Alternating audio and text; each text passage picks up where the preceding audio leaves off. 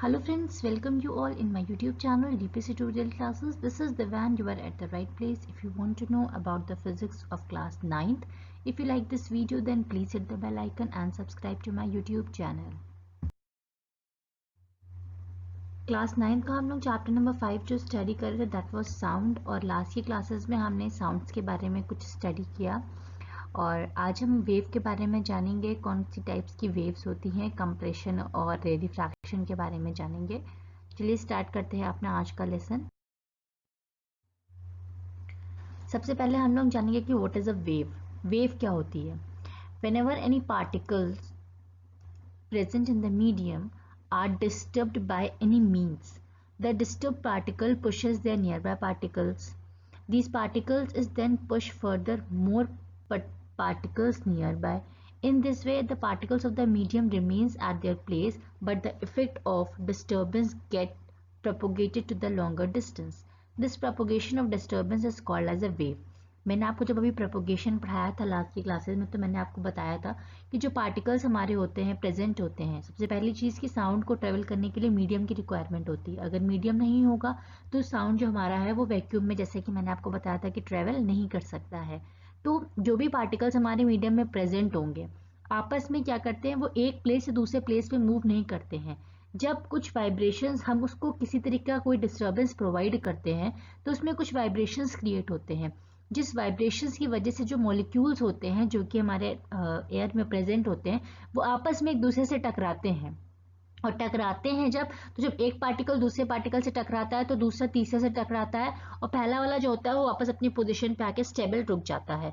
तो जो इस तरीके से जो ये हमारा पार्टिकल्स जो होता है वो आपस में एक दूसरे से कोलाइड करता है, तब उस टाइम पे वो जो एक मतलब डिस्टर्बेंस फॉर्म करता है, उस डिस्टर्बेंस को हम क्या कहते हैं, वेव कहते हैं। ये डिस्टर्बेंस इसलिए प्रोड्यूस होता है साउंड को प्रोड्यूस करने के लिए। और जो बेसिक डिस्टर्बेंस जिस फॉर्म में होता है वो किस फॉर्म में होता है, एक वेव के फॉर्म में होता है।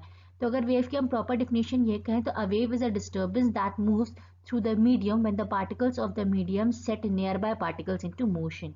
जब किसी भी मीडियम में जो हमारे पार्टिकल्स होते हैं वो एक पार्टिकल दूसरे पार्टिकल को मोशन पे ले आता है, तो जो डिस्टर्बेंस क्रिएट होता है उसे हम क्या कहते हैं, वेव कहते हैं।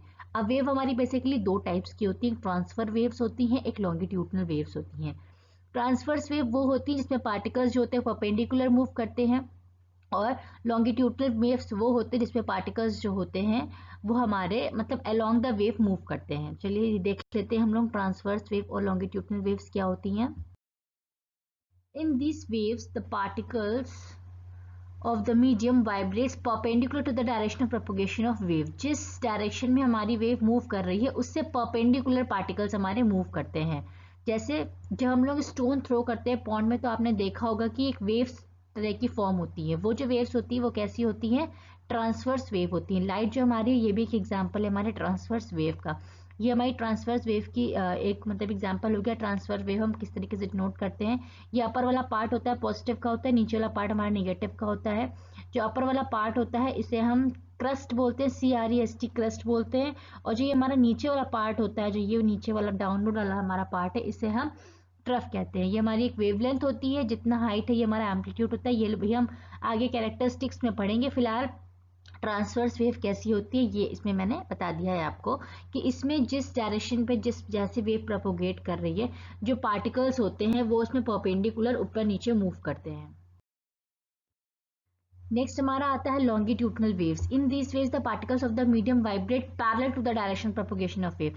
अगर वेव इस तरीके से मूव कर रही तो उसमें इस तरीके से मूवमेंट होता है, आगे पीछे मूवमेंट होता है। जैसे कि साउंड वेव्स हो गई, साउंड वेव्स कैसी होती है, ट्रांसवर्स वेव्स होती हैं। क्यों? क्योंकि इसमें पार्टिकल्स जो होते हैं वो आगे पीछे मूव करते हैं, मीन्स आगे पीछे एक दूसरे से टकराते हैं। ऊपर नीचे मीन्स ये लोग मतलब परपेंडिकुलर नहीं मूव करते हैं इसके पार्टिकल्स जो होते हैं वो आगे पीछे मूव करते हैं।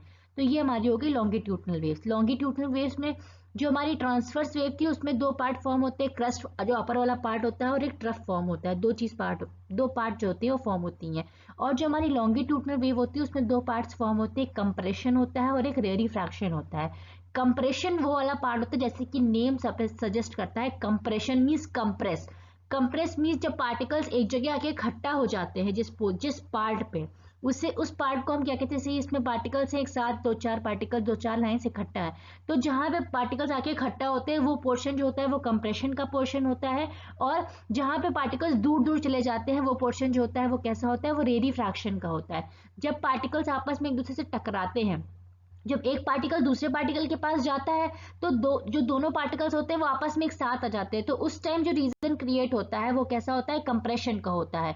और जब पहला पार्टिकल वापस अपनी पोजीशन पे आ जाता है, जब वो दोनों पार्टिकल्स अलग अलग हो जाते हैं, तो उस टाइम जो रीजन क्रिएट होता है वो रेरीफ्रैक्शन का होता है। तो इसको हम आगे और डिटेल में देख लेते हैं। अब हम लोग जानेंगे कंप्रेशन और रेडिफ्रैक्शन। जैसे कि मैंने आपको बताया, जो कंसंट्रेटेड एरिया होता है जहाँ पे कंसंट्रेशन हाई होती है वो हमारा कंप्रेशन का पार्ट होता है, और जहाँ पे कंसंट्रेशन लो होती है वो हमारा रेडिफ्रैक्शन का पार्ट होता है। ठीक है, जैसे कि आप इस डायग्राम में देख सकते हैं कि पार्टिकल्स आपस में वाइब्रेट कर रहे हैं, इससे टकरा रहे हैं, टकराने से आगे बढ़ रहा है हमारा ये। जहाँ पे जो पार्टिकल्स की डेंसिटी ज़्यादा होगी वो पार्ट हमारा कैसा होगा, कंप्रेशन का होगा, और जहाँ पे पार्टिकल्स की डेंसिटी हमारी कम होगी वो पार्ट हमारा क्या होगा, रेडिफ्रैक्शन का होगा। तो ये मैंने आपको एक जिस्ट बता दिया। अब देख लेते हैं इसमें क्या लिखा हुआ है। Air is the most common medium through which the sound wave travel. ये सभी को पता है कि एयर हमारी वो मीडियम है जिससे साउंड वेव ट्रैवल करती है। When the sound wave is produced by the vibrating object it disturb the particle present in the air near the object. As a result of this disturbance, the disturbed air particles start vibrating about their mean position. अब जो disturbance होता है उस वजह से जो हमारे particles होते हैं, जो air molecules के particles होते हैं, वो अपनी ही mean position पे vibrate करने लगते हैं. The disturbed particles has the high kinetic energy, thus they pushes nearby particles. As a result, the high pressure and the high density area gets discovered. अब मैंने आपको बताया ही, जब एक पार्टिकल दूसरे पार्टिकल से एक तरह से, जब एक पार्टिकल जो हमारा स्टार्टिंग का पार्टिकल है, जब जो भी डिस्टर्बेंस क्रिएट होता है तो उस पॉइंट पे उसकी डेंसिटी क्या हो जाती है, उसकी काइनेटिक एनर्जी क्या हो जाती है, हाई हो जाती है, जिसकी वजह से वो दूसरे पार्टिकल्स को टकराता है। और जब दूसरे पार्टिकल से टकराएगा तो ऑब्वियस सी बात है दोनों पार्टिकल साथ में आएंगे, तो उस पॉइंट पे जो वहां पे जो प्रेशर मेंटेन होगा वो कैसा होगा, हाई प्रेशर होगा, वहां पे डेंसिटी कैसी हो जाएगी, हाई डेंसिटी हो जाएगी। तो उस पॉइंट पे जो वो रीजन हमारा कहलाएगा, वो रीजन क्या कहलाएगा, हमारा कंप्रेशन का। जैसे कि आप देख सकते हैं कि पॉलिक्यूल्स जो हमारे पास पास हैं, यहाँ पे एक ऐसा रीजन है, हाई डेंसिटी हाई प्रेशर का रीजन है, तो इसको हम क्या बोलेंगे, कंप्रेशन बोलेंगे। Now the compress particles returns to the original mean position. अब ये कंप्रेस पार्टिकल्स जो मैंने आपको बताया था, पहला वाला वापस अपनी पोजीशन पे आ जाएगा, और उस टाइम पे जो रीजन क्रिएट होगा, जैसे ये पहला पार्ट, जैसे ये टकराया, टकरा के वापस जब अपनी पोजीशन पे आएगा, तो जैसे ऐसा रीजन हमारा क्रिएट हो रहा है, मतलब जहां पार्टिकल्स हमारे अलग अलग हो गए हैं, तब उस पोजीशन पे क्या होगा, उस पोजीशन पे होगा हमारा लो डेंसिटी होगा और हमारा लो प्रेशर होगा, तो वो रीजन हमारा क्या हो जाएगा, रेयरिफ्रैक्शन का हो जाएगा। तो मीन्स आपको दो चीजें खाली याद रखनी कि कंप्रेशन वो रीजन है जहां पे पार्टिकल्स हाईली कंसेंट्रेटेड होते हैं और उस पॉइंट की प्रेशर हाई रहता है, डेंसिटी हाई रहती है। तो उस पॉइंट जहाँ पे ऐसा रीजन मेंटेन होगा उसे हम क्या कहेंगे, कंप्रेशन। और इसके जस्ट अपोजिट जहाँ पे कंसेंट्रेशन ऑफ द पार्टिकल्स कम हो और लो प्रेशर और लो डेंसिटी एरिया हो, तो उसे हम क्या कहेंगे, रेयरिफ्रैक्शन कहेंगे। देख सकते हैं आप लोग इसमें, यहाँ पे जो मूवमेंट हो रहा है वो धीमे धीमे हो रहा है, तो यहाँ पे आप लोग इजीली इस चीज को इमेजिन कर सकते हैं। जैसे ये पार्टिकल्स है, इससे टकरा रहे हैं, जैसे टकराते हैं देखिए यहाँ पे पार्टिकल्स कंसंट्रेट हो जाते हैं, तो वो हमारा रीजन कैसे हो जाता है, कंप्रेशन का हो जाता है। वापस मूव करते हैं, ये आगे के पार्टिकल्स आगे इसको टकराते हैं। ये डायग्राम जो यहाँ पे बना हुआ है, जो डायग्राम वर्किंग है, ये बहुत इंपॉर्टेंट डायग्राम है, इसको आप बहुत ध्यान से नोटिस करने की कोशिश करेंगे तो आपको जितनी चीजें मैंने बताई सब अच्छे से क्लियर हो जाएंगी कि ये पार्टिकल है, इससे टकरा रहा है, वापस अपनी पोजीशन पे आ रहा है। जब टकरा रहा है तो उस वजह से जो वो पार्टिकल हमारा है वो दूसरे पार्टिकल को टकरा रहा है, तो दूसरी जगह कंप्रेशन का रीजन क्रिएट हो रहा है, और जब वो पार्टिकल वापस अपनी पोजीशन पे आ रहा है तो वहां पे रेयरिफ्रैक्शन हो रहा है। ये प्रोसेस ऐसी तरह से कंटिन्यू रहती है और इसी तरीके से वेव के फॉर्म में ट्रैवल करती रहती है, और हमारी साउंड इस तरीके से ट्रैवल करती है। कंप्रेशन का रीजन इसमें बता दिया कि ग्रेटर डेंसिटी होती है, रेयरिफ्रैक्शन में लेस डेंसिटी होती है। As the particles move back and forth rapidly, a series of a compression and rarefaction is created in the air. जैसे कि आप इस डायग्राम में देख सकते हैं, जैसे पार्टिकल्स आगे पीछे मूव करते रहते हैं तो कंप्रेशन और रेयरिफ्रैक्शन का जो रीजन होता है वो क्रिएट होता रहता है। Compression is the region of high pressure and high density, on the other hand rarefaction is the region of low pressure and low density. बताया ही मैंने आपको।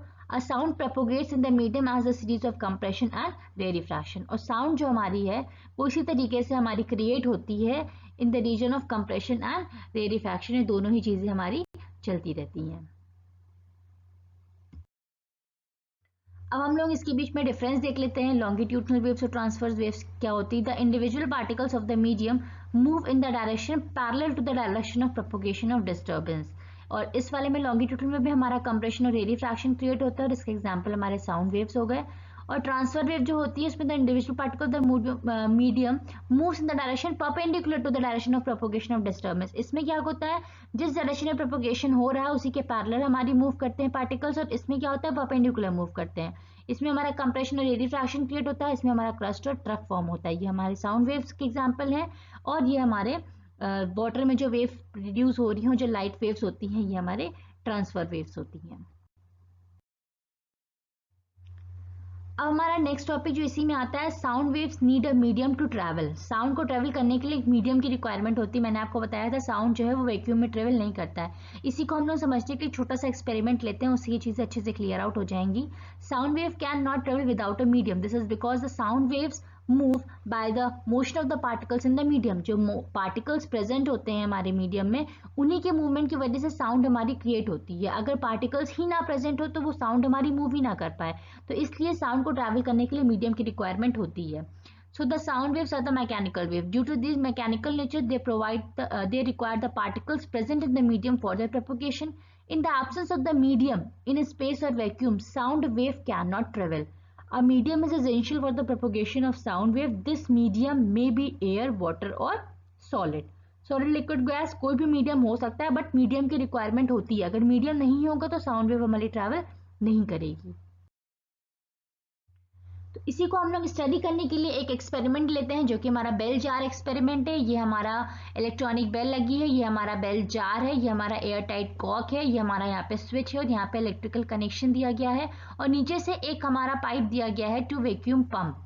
मीन्स जो इसमें एयर प्रेजेंट है उसको बाहर निकालने के लिए वैक्यूम पंप से, जिससे ये जो इसकी एयर है ये इसको अंदर से पूरी तरीके से बाहर निकाल सके, तो यही हमारा वैक्यूम पंप लगाया गया है। To show that the sound wave required material medium for its propagation, take an electric bell and an airtight glass jar। हमने ले लिया है। The electric bell is suspended inside the airtight bell jar. The bell jar is connected to vacuum pump। जो हमारी bell jar है ये vacuum pump से connected है। When we press the bell, we are able to hear the bell। अब इसके अंदर air present है, मींस एयर मॉलिक्यूल्स प्रेजेंट है, तो जब हम यहाँ से स्विच प्रेस करते हैं तो बेल जो है वो मतलब बजने लगती है, एक तरह से रिंग करने लगती है, क्योंकि उस टाइम पे इसमें एयर पार्टिकल्स प्रेजेंट है, एयर हमारी प्रेजेंट है।